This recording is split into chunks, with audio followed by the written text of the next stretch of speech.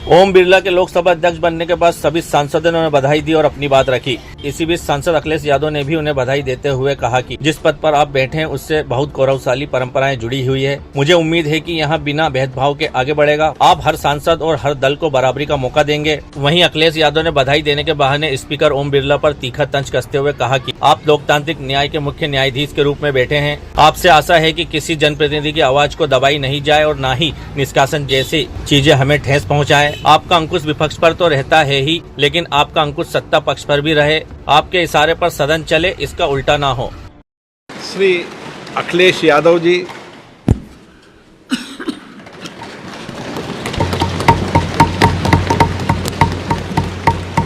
लोकसभा के नवनिर्वाचित अध्यक्ष जी को मैं बहुत बहुत बधाई और शुभकामनाएं देना चाहता हूं। जहां प्रधानमंत्री जी और हमारे साथी लीडर ओपोजिशन ने आपको बधाई दी है, वहीं मैं भी उनसे जुड़ कर के आपको बधाई देना चाहता हूं।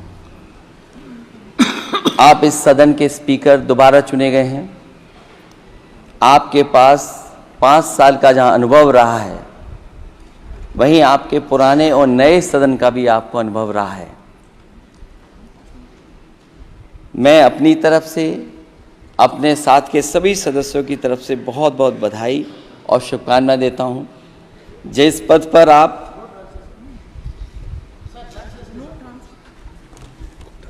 जिस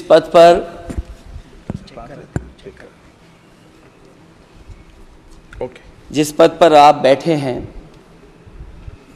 इससे बहुत गौरवशाली परंपराएं जुड़ी हुई हैं और हम सब यही मानते हैं कि बिना भेदभाव के आगे बढ़ेगा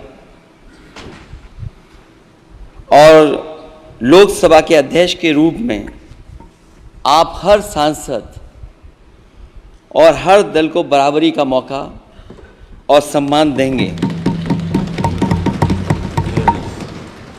निष्पक्षता इस महान पद की महान जिम्मेदारी है।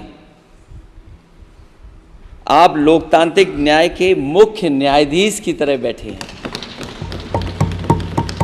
हम सबकी आपसे अपेक्षा है कि किसी भी जनप्रतिनिधि की आवाज़ दबाई न जाए और ना ही निष्कासन जैसी कार्रवाई दोबारा सदन की गरिमा को ठेस पहुंचाएं। आपका अंकुश विपक्ष पे तो रहता ही है, लेकिन आपका अंकुश सत्ता पक्ष पे भी रहे।